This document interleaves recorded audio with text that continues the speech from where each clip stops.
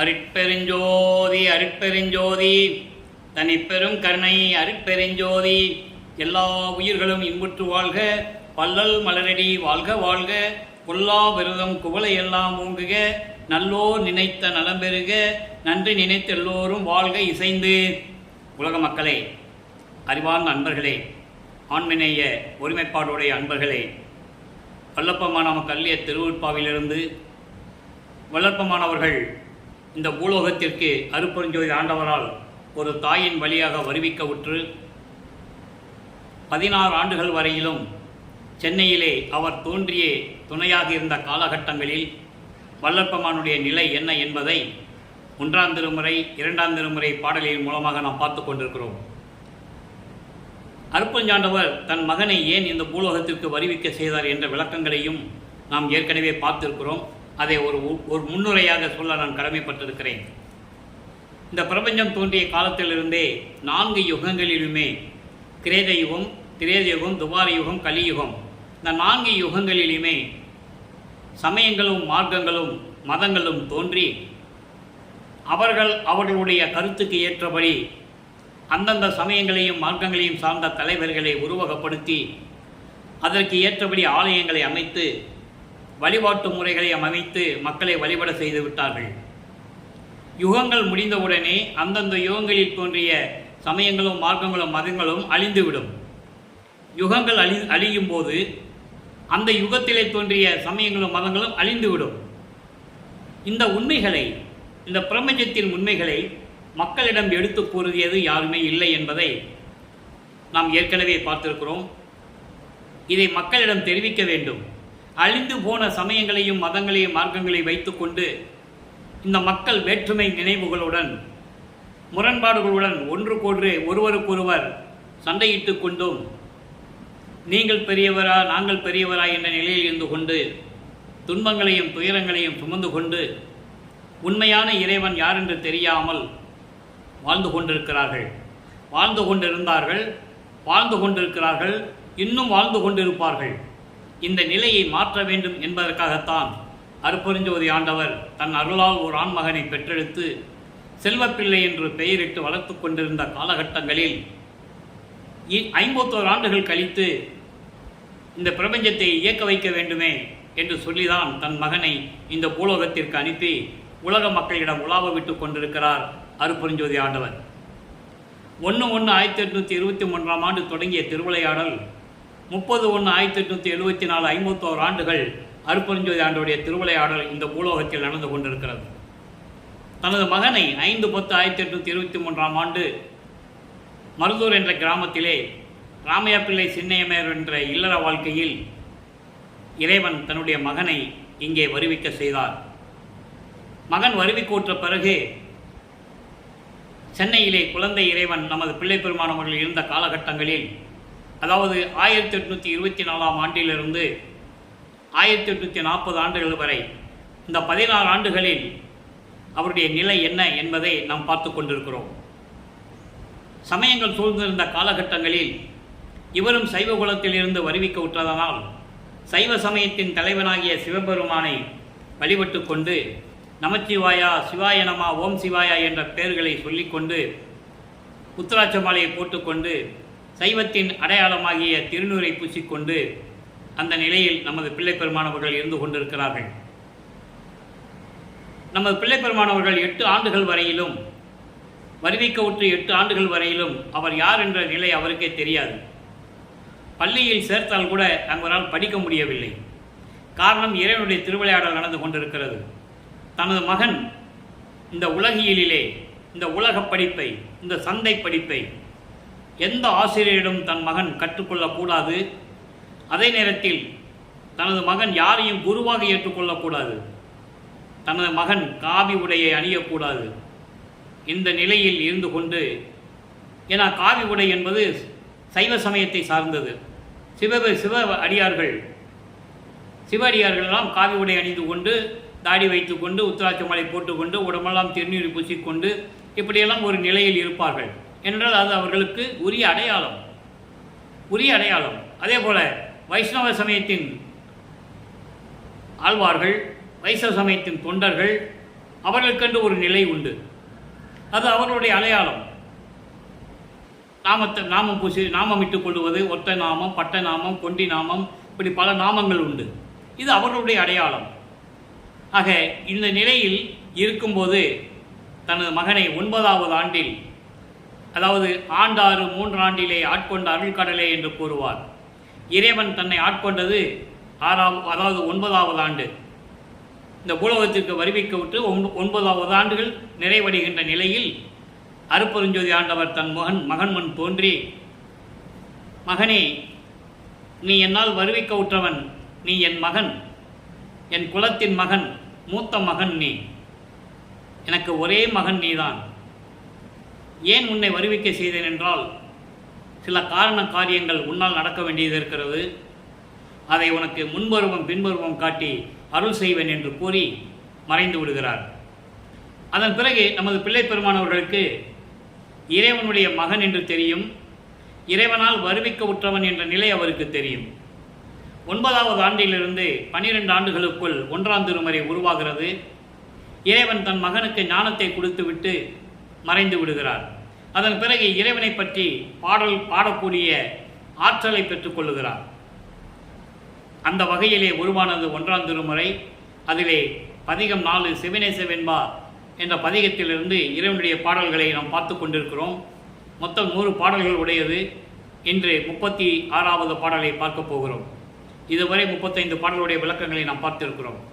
சிவனேசா வெண்பா என்பது இறைவனுடைய நிலையை கூறி, இறைவன் எப்படிப்பட்டவன், உன்னால் நான் வருவிக்க உற்ற பிறகு நான் இந்த நிலையில் இருந்து கொண்டிருக்கிறேன் என்ற நிலைகளையும் இறைவனிடம் விளக்கி சொல்லுவது. இறைவனின் மீது பற்று கொண்டுள்ளது. நல்லா கவனிக்கணும். இப்போ அவர் சைவ சமயத்திலே ஈடுபட்டு கொண்டிருக்கிறார். ஏன்னா இறைவன் அங்கே இருக்க சொல்கிறாரு. இதுக்கு பின்னால் அது பொய்ன்னு சொல்லணும்.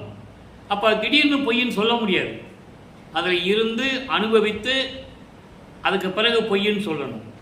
பொய்ன்னு சொல்கிற நிலையை இறைவன் உருவாக்க வேண்டும். இந்த நிலை தான் உருவாக்கி கொண்டிருக்கிறது. நல்லா கவனிங்க. அங்கணனே நின் அடிக்கோர் அன்பிரை சார்ந்தோர்தம் வங்கணமே வைப்பதினான்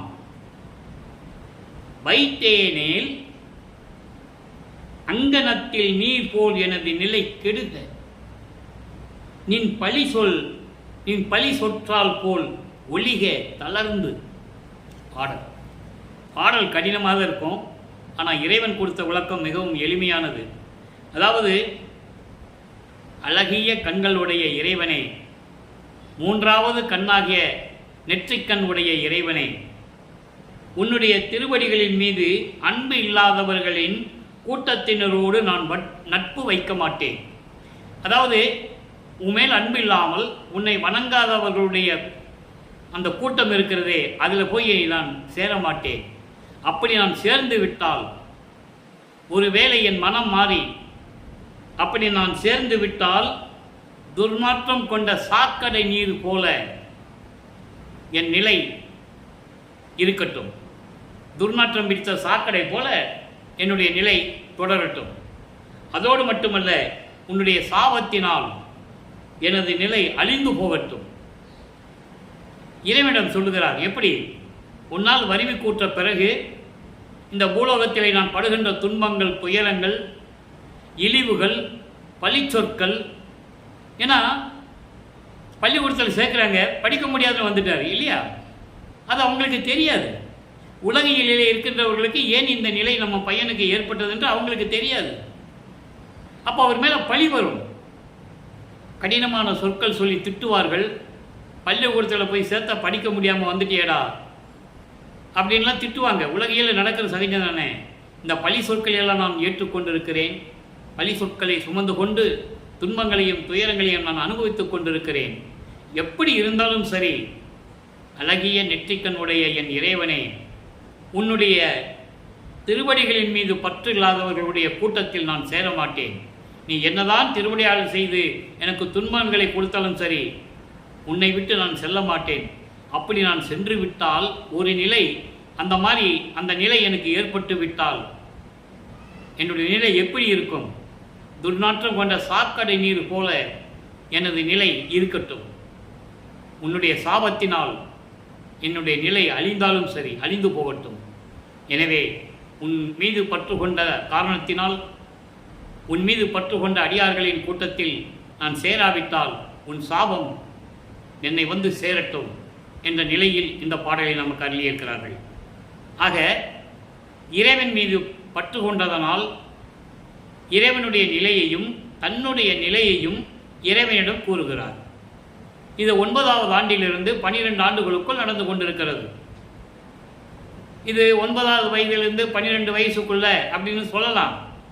அது உலகியலிலே பிறந்தவர்களுக்கு. நமது பிள்ளை பெருமானவர்களுக்கு வயது இல்லை. அதனால் வருவிக்க உற்ற ஆண்டுகள் என்று நான் கூறுகிறேன். அப்போது 12 ஆண்டுகள் வரைக்கும் இந்த நிலை தொடர்கிறது. அதன் பிறகு 13வது ஆண்டு தொடக்கத்தில் நமது பிள்ளை பெருமானவர்கள் அவருடைய மனம் சொல்லுது, திருவீட்டிற்கு போகலாம் வா அப்படின்னு சொல்லுது.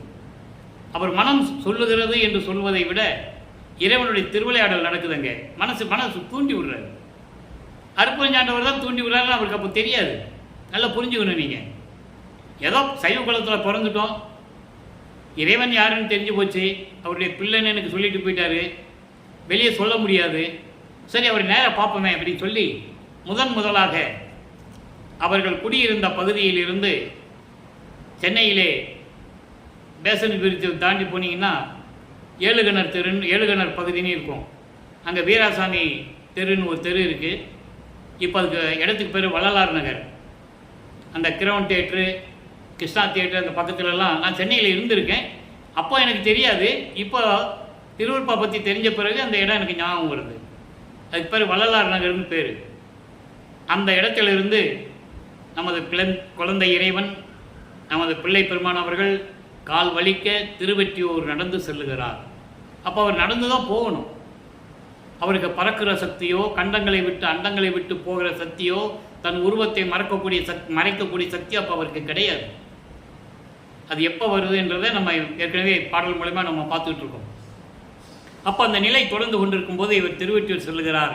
அங்கே தியாகராஜ பெருமானை வழிபடுகிறார். அப்போ 2ஆம் திருமுறை உருவாகிறது. மொத்தம் 113 பதியங்கள், 1207 பாடல்களில் நம்ம 33 பதியங்களுடைய விளக்கங்களை நம்ம பார்த்துட்டோம். இப்போ 34வது பதியத்தினுடைய பாடல்களை பார்த்து கொண்டிருக்கிறோம். நெஞ்சோடு நேருதல். நெஞ்சோடு நேருதல் என்பது மனதிடம் சொல்லுவது, மனத்தை ஒரு நிலைப்படுத்துவது. ஏன்னா மனக்குரங்கு என்று சொல்லுவார் மனதை. குரங்கு போல தாவி தாவி செல்லக்கூடியது. அப்போ அந்த மனதிடம் என்ன சொல்லுகிறார்? இன்றைக்கி 4வது பாடலை நல்லா கவனிங்க.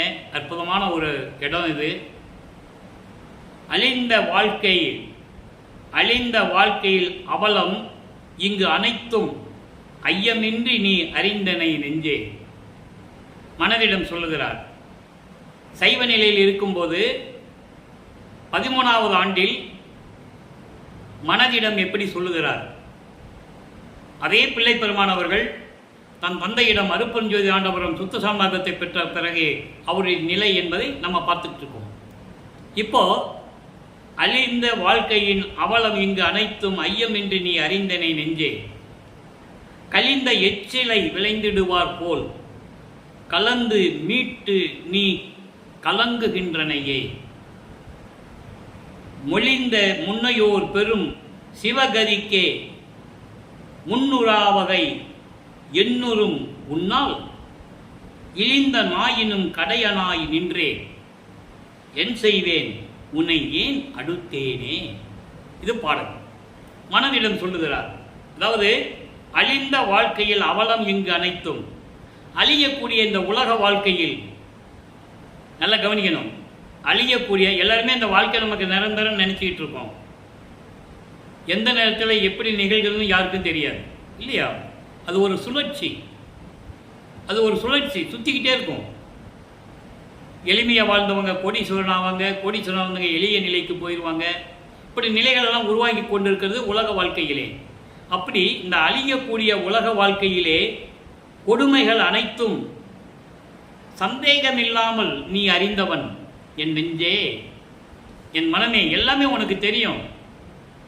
எந்த விதமான சந்தேகம் இல்லாமல் இந்த அழியக்கூடிய வாழ்க்கையினுடைய அவலங்களை, துன்பங்களையும் துயரங்களையும் அனைத்தும் நீ அறிவாய். மனதிடம் சொல்லுகிறார், அனைத்தையும் நீ அறிவாய். கலிந்த எச்சிலை விளைந்திடுவார் போல் கலந்து மீட்டு நீ கலங்குகின்றனையே. கலிந்த எச்சிலை விளைந்திடுவார் போல் என்பது வாழை இலை போட்டு சாப்பிட்டுட்டு அந்த எச்சி இலை இருக்குல்ல, அதை கீழே போடாமல் கையிலே வச்சுக்கிட்டு இருந்தால் எப்படி இருக்கும்? வாழை இலை போட்டு நம்ம சாப்பாடு போட்டு சாப்பிட்டோம்னா வாழை இலையை தூக்கி வெளியே போட்டணும். வெளியே போட மனம் இல்லை. அந்த நிலையில் இருந்து கொண்டு என்னோடையும் சேர்ந்து கொண்டு மறுபடியும் மறுபடியும் என்னை துன்பப்படுத்துகிறாய். மனதிடம் சொல்லுகிறார், மறுபடியும் மறுபடியும் என்னை துன்பப்படுத்திக் கொண்டிருக்கிறாய். ஒரு பக்கம் இறைவனுடைய திருவிளையாடல் நடக்குது. ஏன் இந்த பூலோகத்துக்கு வந்தோன்னு எனக்கும் தெரியல, என்ன விவரம்னு எனக்கு புரியல. நீயும் சும்மா இருக்க மாட்டேன்ற. இந்த உலக வாழ்க்கையில் இருக்கிற அத்தனை கொடுமைகளும் துயரங்களும் எப்படி நடக்குதுன்னு உனக்கு சந்தேகம் இல்லாமல் தெரியும்.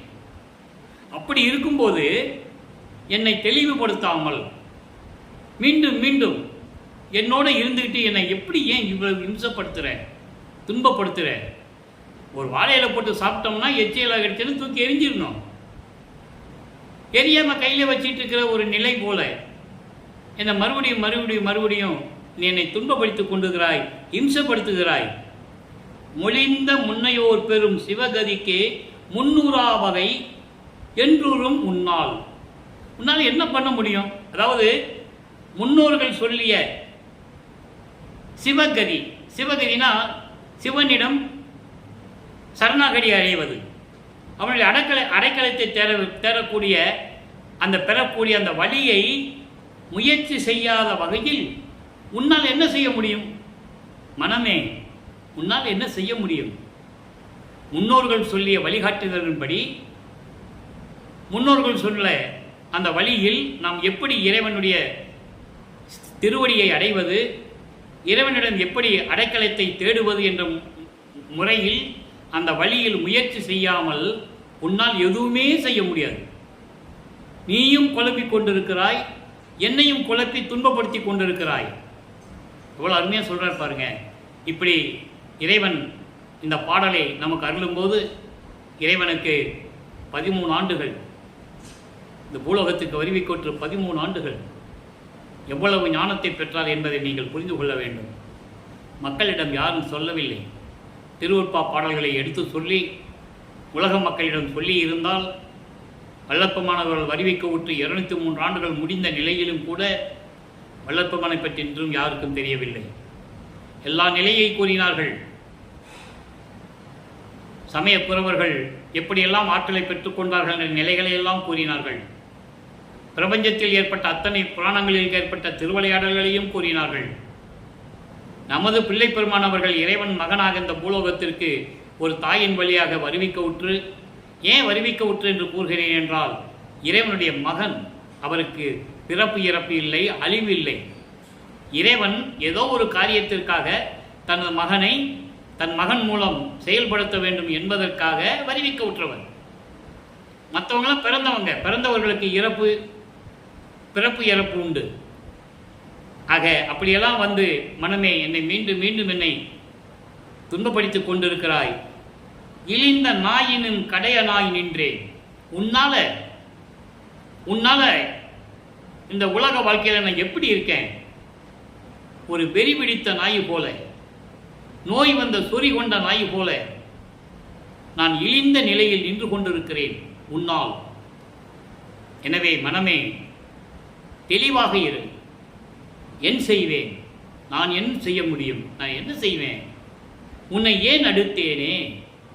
உன்னை ஏன் நான் உன்னை தொடர்ந்துக்கிட்டு உன்னை சார்ந்துக்கிட்டு நீ சொல்கிறபடியெல்லாம் நான் ஏன் கேட்டுக்கிட்டு இருக்கேன்? எனக்கு தெரியல, எனக்கு ஒன்றுமே புரியல. மனமே நீ தெளிவாக இரு, என்னையும் தெளிவுபடுத்து என்ற நிலையில் இந்த பாடலை நமக்கு அருளியிருக்கிறார்கள். இப்போது வல்லப்பெருமானவர்கள் இந்த 16 ஆண்டுகளுக்குள் இந்த நிலை தொடர்ந்து கொண்டிருக்கிறது. இறைவனுடைய மகன் என்று தெரியும், அவருடைய நிலை இன்னும் மாறவில்லை. இறைவனிடம் வேண்டிக் கொண்டிருக்கிறார், விண்ணப்பித்துக் கொண்டிருக்கிறார். தினமும் திருவொற்றியூரிலே எதுவும் பலன் கிடைக்கவில்லை என்று திருமுல்லை வாயில் சொல்லுகிறார். அங்கேயும் எந்த விதமான பலனும் இல்லை.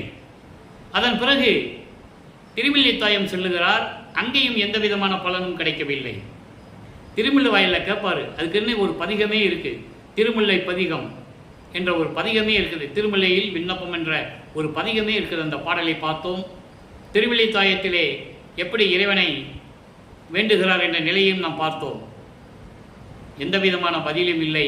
இந்த நிலையில் நமது பிள்ளை பெருமான் அவர்கள் சென்னையிலே 1824 ஆண்டிலிருந்து 1840 ஆண்டுகள் வரை இந்த நிலையில் அவர் தொடர்ந்து கொண்டிருக்கிறார். சரி, இப்போ அவருடைய நிலையை நம்ம சொல்லிட்டோம்.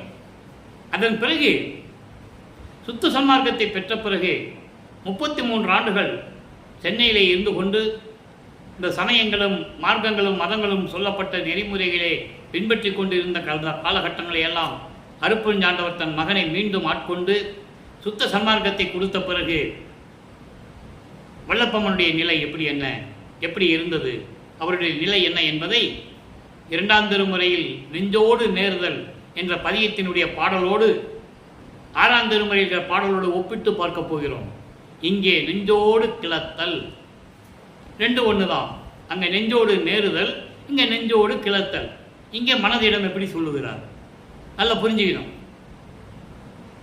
சுத்த சன்மார்க்கத்தை பெற்ற பிறகு அவர் சிவபெருமான் என்று சொல்ல மாட்டார், நமச்சிவாயா என்று சொல்ல மாட்டார், சிவாய நம என்று சொல்ல மாட்டார்.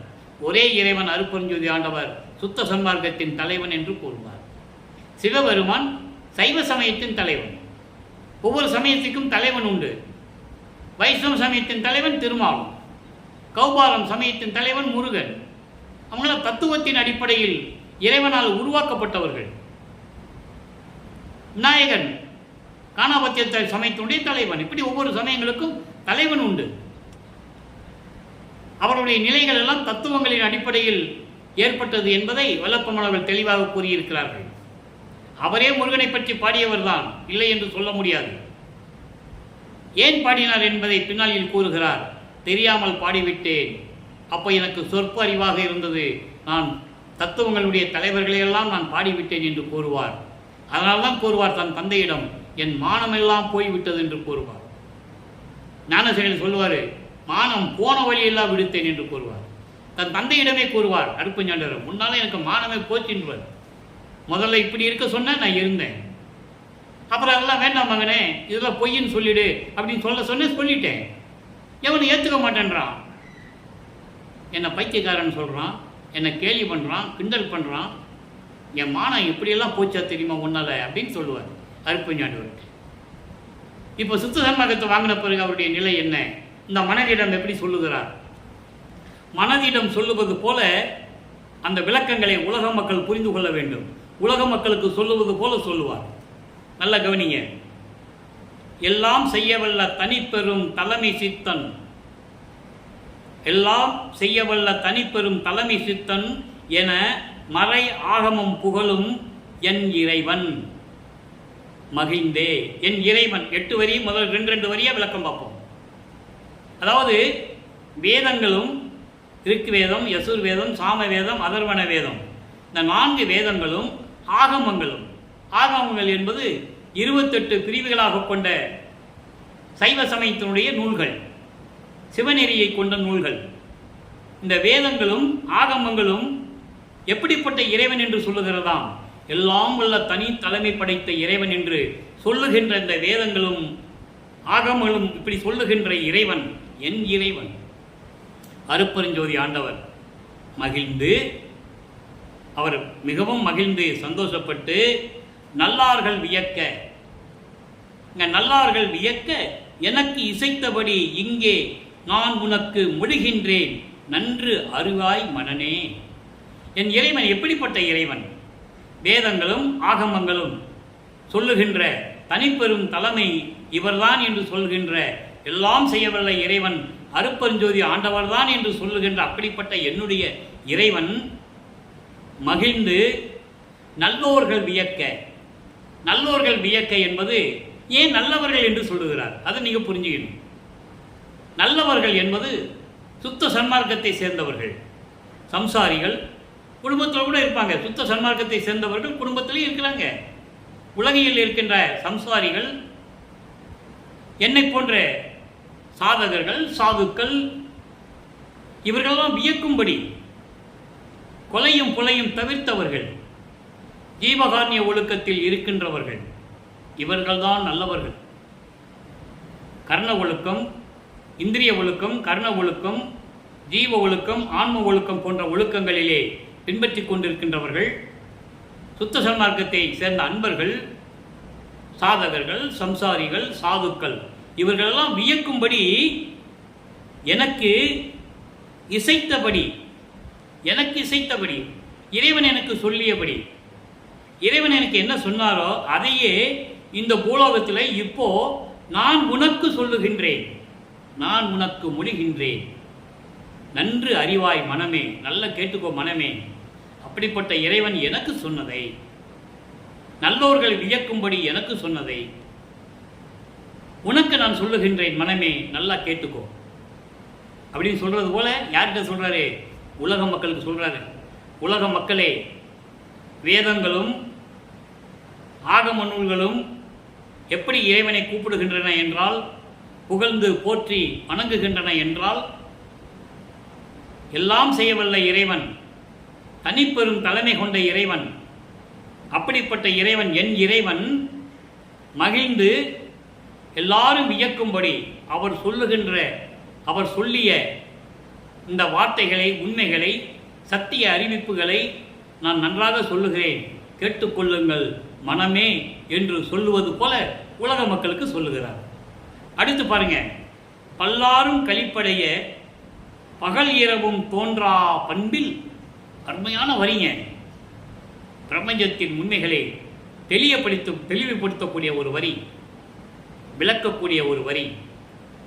பண்பில் அருப்பெருஞ்சோதி நண்பினோடு நமக்கே பல்லாரும் வியக்க. பல்லாரும் என்பது இந்த விண்ணுலகத்தில் இருக்கின்றவர்களும் மண்ணுலகத்தில் இருக்கின்றவர்களும், கற்றோர்கள், சான்றோர்கள், முனிவர்கள், ரிஷிகள், விண்ணுலகத்தில் இருக்கின்ற தேவர்கள், நவநிலை தலைவர்கள், சக்திகள், சத்தர்கள், தேவர் கூட்டத்தை சேர்ந்த 18 கூட்டத்தை சேர்ந்த தலைவர்கள், இப்படி எல்லோரும் மகிழும்படி பகல் இரவு தோன்றா, பகல் என்று இல்லாமலும் இரவு என்று இல்லாமலும் இருக்கக்கூடிய, வெட்ட வெளியில் இருக்கக்கூடிய, பிரபஞ்சம் முழுவதும் ஒளி வீசிக் கொண்டிருக்கின்ற, அருவமாக இருக்கின்ற அந்த பண்போடு ஜோதி வடிவில், அதான் சொல்றாரு, ஜோதி வடிவில் அந்த பண்போடு அருப்பெருஞ்சோதி நண்பினோடு நமக்கே, அருப்பெருஞ்சோதி வடிவில், அவருக்கு ஏது ஆதியும் அந்தமும், சுயமாக தோன்றிய இறைவன், அவருக்கு ஏது இரவும் பகலும், அப்படிப்பட்ட அருப்பெருஞ்சோதி ஆண்டவர் அந்த தன்மையில் ஒளி தேகத்தோடு அருப்பெருஞ்சோதி என்ற வடிவில் நண்பினோடு, அந்த வடிவில் எனக்கு நட்போடு நமக்கே எல்லா நன்மைகளும் உற. மனதிடம் சொல்லுகிறார், மனமே நமக்கெல்லாம் எல்லா நன்மைகளும் உற, எல்லா நன்மைகள் நமக்கு சேரும்படி வரு தருணம் இதுவே. இறைவனுடைய வருகையை குறிப்பிடுகிறார். அங்கே சமயங்களை சார்ந்திருந்த போது 16 ஆண்டுகள் வரையிலும் எப்படி இருந்தார்னு பார்த்தோம். அங்கே இறைவனை பார்க்க முடியல, ஏன்னா இறைவனுடைய திருவிளையாடல் நடக்குது. இப்போ இறைவனுடைய திருவிளையாடல் மகனிடம் நடந்து கொண்டிருக்கும் போது சுத்த சன்மார்க்கத்தை பெற்ற பிறகு மனதிடம் சொல்லுகிறார், மனமே நமக்கு எல்லா நன்மைகளும் கொடுப்பதற்காக இறைவன் வருகின்றார், இதுதான் தருணம். எனவே இவ்வுலகம் உணர்ந்திட நீ இசைத்திடுக விரைந்தே, எல்லா உலகங்களுக்கும் தெரியும்படி நீ உடனே சொல்லிவிடு, காலம் தாமதம் செய்யாதே. உன்னுடைய மனம் மாறிவிடும், உன்னுடைய போக்கு மாறிவிடும். நீ போற போக்கில் போகின்றவன் மனமே, அப்படியெல்லாம் இருக்கக்கூடாது. இப்பவே உலக மக்களுக்கு நீ சொல்லிவிடு, இறைவன் வருகின்ற நேரம் வந்துவிட்டது, நமக்கு எல்லா நன்மைகளையும் கிடைக்கும், நாம் எல்லாம் சுத்த சன்மார்க்கத்தில் இருக்க வேண்டும். விண்ணுலகமும் மண்ணுலகமும் இருக்கின்ற கற்றோர்கள், சான்றோர்கள், தேவர்கள் எல்லாம் வியக்கும்படி அவர் இப்போ பூலோகத்திற்கு வரப்போகிறார். எனவே மனமே உலக மக்களிடம் சொல்லிவிடு, உடனே சொல்லிவிடு, காலம் தாமதம் செய்யாதே என்ற நிலையில் இந்த பாடலை நமக்கு அள்ளி இருக்கிறார்கள். எவ்வளவு அற்புதமான பாடல் பாருங்க. இதிலிருந்து உங்களுக்கு என்ன தெரியுது? இவர் இறைவனுடைய மகன், இறைவனால் வருவிக்க உற்றவர், இறைவனிடம் அருளை பெற்றவர் என்ற நிலையெல்லாம் உங்களுக்கு தெரியும். இதையே ஒரு நிலையில் கூறுகிறார், எல்லா நன்மைகளும் உற அப்படின்னு ஒரு வரியை சொல்றார். அப்ப அந்த எல்லா நன்மைகளும் உற என்பதற்கு ஒரு பதில் தர வேண்டும், ஒரு விளக்கம் தர வேண்டும். அது எனது கடமை. காரணம், பாடலுடைய வரியினுடைய விளக்கம் மட்டும் சொல்வது நமது நோக்கமல்ல. ஒவ்வொரு வரிகளுக்கும் இருக்கின்ற விளக்கங்களை, உலக மக்களுக்கு எடுத்து சொன்ன விளக்கங்களை, பிள்ளைப்பெருமானவர்கள் வல்லப்பமானவர்கள் இந்த உலக மக்களுக்கு எடுத்து சொன்ன விளக்கங்களை நாம் உலக மக்களுக்கு தெளிவுபடுத்த வேண்டும். உலக மக்களை தெளிவுபடுத்த வேண்டும். உலக மக்களுக்கு தெரிவிக்க வேண்டும், உணர்த்த வேண்டும். அதுதான் நமது நோக்கம்.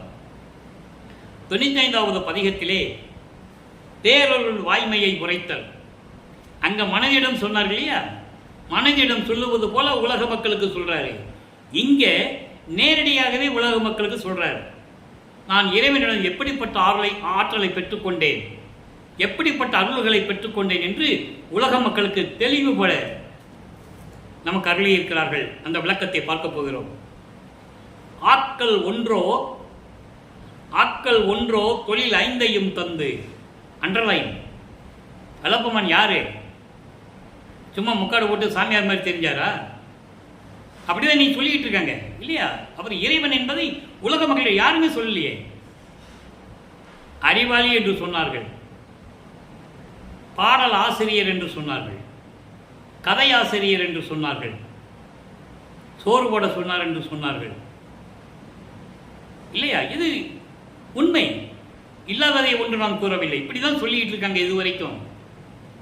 ஆனால் அவருடைய நிலை என்ன என்பதை இந்த பாடலிலேயே சொல்லுகிறார். ஆக்கள் ஒன்றோ 5 தந்து. ஆக்கள் என்பது படைக்கும் தொழில். படைக்கும் தொழில் ஒன்று மட்டும் எனக்கு என் தந்தை கொடுக்கல, 5 தொழிலையும் தந்து. படைத்தல், காத்தல், அழித்தல், மறைத்தல், அருளல். இந்த 5 தொழில் இதுக்கு முன்னால் யார் பார்த்துக்கிட்டு இருந்தது? படைக்கும் தொழிலை பிரமன் செய்து கொண்டிருந்தான், காக்கும் தொழிலை திருமால் செய்து கொண்டிருந்தான், அழித்தல் தொழிலை ருத்திரன் செய்து கொண்டிருந்தான், மறைத்தல் தொழிலை மகேஸ்வரன் செய்து கொண்டிருந்தான். இவர்கள் 4 பேரும் ஆயுள் காலம் முடிந்த பிறகு, அவர்களுடைய ஒவ்வொருத்தர்களுக்கு ஆயுள் காலம் உண்டு. அந்த ஆயுள் காலம் முடிந்த உடனே 5 தொழிலையும் சேர்த்து இறுதியாக சதாசிவம் செய்து கொண்டிருந்தான். சதாசிவத்தினுடைய ஆயுள் காலத்தில் 51 ஆண்டுகள் பாக்கி இருக்கும்போது, அதன் பிறகு இந்த பிரபஞ்சத்தை இயக்குவதற்கு ஒரு ஆள் வேண்டும் என்பதற்காகத்தான் தனது மகனை, தனது செல்வ மகனை, தன்னுடைய செல்வ பிள்ளையை இந்த பூலோகத்திற்கு அனுப்பி வைத்தார் அருட்பெருஞ்சோதி ஆண்டவர். ஆக அவர்கள் செய்து கொண்டிருக்கின்ற 5 தொழிலையும் எனக்கே கொடுத்து, 5 தொழிலையும் தந்து, இந்த அண்ட பிண்ட வீக்கமெல்லாம் சென்று உன் இச்சையின் வண்ணம் விளங்குக நீ. அண்ட பிண்டம், அண்டங்கள், எல்லா உலகங்களுக்கும் பிண்டங்கள் என்பது ஜீவராசிகள். 84 லட்சம் யோனி வகைகள் தோன்றிய ஜீவராசிகள். எல்லா ஜீவராசிகளிலும் அண்டங்களிலும் எல்லாம் நீ சென்று உன் விருப்பப்படி அருளாட்சி செய்க, பேரொளி பெற்று விளங்குக என்று என்னை கட்டளையிட்டது யார்? எனது தந்தை அருட்பெருஞ்சோதி ஆண்டவர். 5 தொழில்களையும் தந்து உன் இஷ்டப்படி விளையாடுக நீ என்று சொன்னார். ஏக்கமுறை என்று உரைத்து அருள் ஜோதியும் இருந்து. ஏக்கமுறை, மகனே நீ கலங்க வேண்டாம்.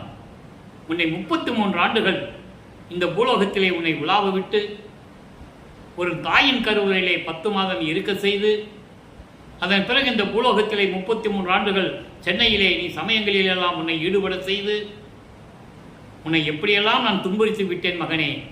இனிமேல் உனக்கு அந்த ஏக்கம் இல்லை, நீ கவலைப்படாதே. இனிமேல் நான் கைவிட மாட்டேன், எப்பொழுதும் உன்னோடையே இருப்பேன். அதான் ஏக்கமுறையில் என்று சொல்றார். இவ்வளவு விளக்கம் அதில் இருக்கு. ஏக்கமுறையில் என்று சொன்னது மட்டுமல்லாமல் அருள் ஜோதியையும் ஈந்து, அருள் ஜோதியை கையில் கொடுத்துட்டாரு. இறைவன்கிட்ட என்னென்ன இருந்ததோ அருட்பெருஞ்சாண்டவர்கிட்ட எல்லாம் கொடுத்துட்டாரு. அதே போல அந்த பதத்தலைவர்கிட்ட இருந்த ஆயுதங்கள் எல்லாவற்றையும் பறிமுதல் செஞ்சாச்சு. பிரம்மன்கிட்ட என்னென்ன ஆயுதம் இருந்தது, திருமால்கிட்ட இருந்த சங்கு சக்கரம். சங்கு சக்கரை யார் கொடுத்தது திருமாலுக்கு? அருட்பெருஞ்சோதி ஆண்டவர். பாடலில் சொல்றாரு, அன்பர்களை நான் ஏற்கனவே கூறியது போல இங்கே சொல்லுகின்ற விளக்கங்கள் அனைத்தும் திருவருட்பாவில் கண்ட உண்மைகள், வல்லற்பமான் நமக்கு அருளிய உண்மைகள். ஒரு பாட்டில் சொல்லுவார், நெடுமாலுக்கு நேதி அளித்த நீர் மிடியேனின் அருள்மேவ விரும்பிலரோ அப்படின்னு ஒரு வரியை ஒரு பாடலில் சொல்லுவார். நெடுமால் என்பவன் திருமால். திருமாலுக்கு சங்கு சக்கரம் கொடுத்தீங்க, ஏன் கொடுத்த? அவன் கேட்டவன கொடுத்த. அவன் சும்மா இருந்தானா? அதை வச்சுட்டு எத்தனை கொலைகள் செஞ்சான். உன்னுடைய மகன் நான் மிடியேன், உன்னுடைய மகன் நான், எனக்கு அருளை கொடுக்கறதுக்கு இவ்வளவு யோசனை பண்ற கேட்கிறார். அதுக்கு பதில் அவர் சொல்லுவாரு, இன்னும் காலங்கள் இருக்குது மகனே, இன்னும் காலங்கள் இருக்குது, நீ 51 ஆண்டுகள் இங்கே இருக்க வேண்டிய சூழ்நிலை இருக்கிறது, நீ பொறு அப்படின்லாம் சொல்லுவார். அப்போ நீ இந்த 5 தொழிலை மட்டும் கொடுத்தா மட்டும் போதாது, அவங்ககிட்ட இந்த ஆயுதங்கள்லாம் என்ன பண்ணுறது? எல்லாத்தையும் பறிச்சாச்சு. அப்படி பறிச்சுட்டு தான் இவர் கையில் அருள் ஜோதி கொடுக்குறாரு. நீங்கள் பார்த்துருப்பீங்க, புராணங்களிலும் சரி காவியங்களிலும் சரி, இது எல்லாருக்கும் தெரிஞ்சது தான். சிவபெருமானா கையில் சூலாயுதம் வச்சுருப்பார், கழுத்தில் பாம்பு வச்சுருப்பார், சடையில் கங்கையை வச்சுருப்பார். திருமால்னா இப்படி இருக்கும், சங்கு சக்கரம் வச்சுருப்பார். இப்படி ஒவ்வொருத்தருக்கும் ஒரு அடையாளம் உண்டு ஆயுதங்களோட. நமது இறைவனுக்கு ஆயுதம் கிடையாது, நல்லா புரிஞ்சுக்கணும். நீங்கள் அருப்பெருஞ்சோதி வச்சிருக்கார் கையில். அப்போ அப்படி அருப்பெருஞ்சோதியின் ஈந்து எனக்கே, நான் ஏற்கனவே சொல்லியிருக்கேன், இந்த எனக்கு என்ற வார்த்தை திருவொற்பாவிலே ஒரு அற்புதமான ஒரு வார்த்தை. எனக்கே என்பது எனக்கு மட்டும், வேறு யாருக்கு இதில் உரிமை கிடையாது, யாரும் பெற்றதும் கிடையாது என்னை தவிர. சாவா நிலை இது தந்தனம் உனக்கே ஆவா என அருளிய அருப்பெருஞ்சோதி. அப்பா கிட்ட கேட்பாரு, இங்கே பாருப்பா அருப்பெருஞ்சோதி, எங்கள் அப்பா, எங்கள் அப்பனே, உன் மேலே எனக்கு நம்பிக்கை இல்லை, நீ யாருக்காவது இந்த மாதிரி கொடுத்துருப்ப, நீ என்கிட்ட மறைக்கிற, எனக்கு கொடுத்த மாதிரி யாருக்கே நீ கொடுத்துருக்கியா, முதல்ல அது சொல்லுன்னு கேட்பாரு. நோவாமல் நோம்பு என்னை போல் நோற்ற வரும். நோவாமல் நோம்புனா என்ன? சும்மா கடலுக்கு அடியில் போகிறது, மலைக்கடியில் போகிறது, குகையில் போய் உட்காந்துக்கிறது, மரத்துக்கடியில் புத்து வளர்கிற மாதிரி உட்காந்துக்கிறது, உடம்பை வருத்தி புண்ணாக்கி எலும்பு தோலாகி இப்படியெல்லாம் தவம் இருப்பாங்க. ஆனால் நான் அப்படி இல்லை, நோவாமல் நோம்பு, நான் அப்படி இல்லை. எனக்கு தேவை இறைவன் மனதில் உள்ளத்தில் இருக்கிறான். கண்களை மூடி தியானம் பண்ண வேண்டிய அவசியம் இல்லை, எதுவும் தேவையில்லை. சுத்த சன்மார்க்கத்திற்கு கண்ணை மூடக்கூடாது. முதல்ல மூடி வச்சினாலே இருள் வந்துடும் நம்மகிட்ட. கண்ணை மூடவே கூடாது. நம்ம அருப்பெருஞ்சாண்டவரை வணங்கும் போது, ஜோதியை வணங்கும் போது கண்ணை மூடவே கூடாது. கண்ணு திறந்த நிலையிலே இருக்கணும். இறைவன் அப்படியே கொண்டு வந்து புருவ மத்தியில் நிப்பாட்டணும். கண்ணை மூடிட்டா நிப்பாட்ட முடியாது. நல்லா புரிஞ்சுக்கணும். நீங்கள் சும்மா ஏதாவது ஒரு கதை சொல்லிகிட்டு இருப்பாங்க, இப்படி மூடணும் அப்படி மூடணும், வடகலை தென்கலை சூரியகலை சந்திரகலை எல்லாம் சொல்லுவாங்க. அதெல்லாம் சமயங்களை எல்லாம் சார்ந்து சொன்னவர்கள். ஏற்கனவே உளறிட்டு போயிட்டாங்கன்றார் வல்லற்பெருமான். வாய்க்கு வந்தபடி உளறிட்டு போயிட்டாங்க, அதெல்லாம் தேவையில்லைன்னு சொல்கிறார். அதை தான் சொல்கிறாரு, எனக்கே சாவா நிலை இது தந்தனம் உனக்கே. இவர் கேட்குறாரு, என்கிட்ட கொடுத்த மாதிரி வேற எதாவது கொடுத்துருக்கேன்னு கேட்குறாரு. மகன்கிட்ட சொல்கிறாரு, உனக்கே, உனக்கு மட்டும் தான் நான் கொடுத்துருக்கேன், வேற யாருக்கும் நான் கொடுக்கல மகனே, என்னை நம்பு மகனே அப்படின்னு சொல்கிறாரு. அதனால் சொல்கிறார் இங்கே, எனக்கே ஊக்கமெல்லாம் உரை, எல்லா அருளையும் மட்டுமல்லாமல் எனக்கு எல்லா மன உறுதியும் கொடுத்து என் உள்ளத்தில் கலந்து கொண்டான். என் உள்ளத்தில் கலந்தான் என் உடையவனே, என்னை உடையவன், என்னை படைத்தவன். அதான் சொல்லுவார், நீயே என் தந்தை அருளுடையாய், என்னை நேர்ந்து பெற்ற தாயை என்று கூறுவார். என்றே மெய்கண்ட நான் மற்ற பொய்கண்ட தெய்வங்களை மேவுவேனோ அப்படின்னு சொல்லுவார். மறந்தும் என்ற நாவால் உரைக்க மாட்டேன் சிறு தெய்வ நாமங்களை, உன்னை தவிர இந்த சிறு தெய்வ நாம் பேரை கூட நான் சொல்ல மாட்டேன். அவ்வளவு உறுதியாக இருந்தவர் வல்லப்பமானவர்கள். எனவே அன்பர்களே, வல்லப்பமானவர்கள் 16 ஆண்டுகள் வரையிலும் சென்னையிலே இருந்த காலகட்டத்தில் அவருடைய நிலை என்ன எப்படி இருந்ததை பார்த்தோம். அதன் பிறகு சுத்த சன்மார்க்கத்தை பெற்ற பிறகு அவருடைய நிலை என்ன என்பதை நாம் பார்த்தோம்.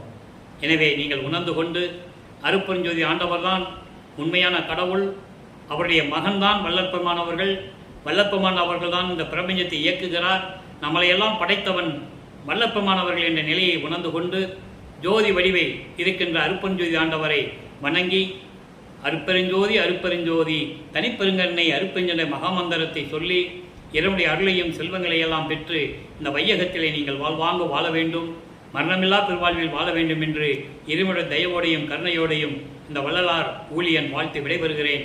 நன்றி, வணக்கம். மீண்டும் நாளை சந்திப்போம். அருட்பெருஞ்சோதி அருட்பெருஞ்சோதி தனிப்பெரும் கருணை அருட்பெருஞ்சோதி. நாளையும் இறைவனுடைய விளக்கங்கள் கிடைக்கும். கண்டு கழித்து மகிழ்ந்து இறைவனர்களை பெற்றுக்கொள்கிறோம்.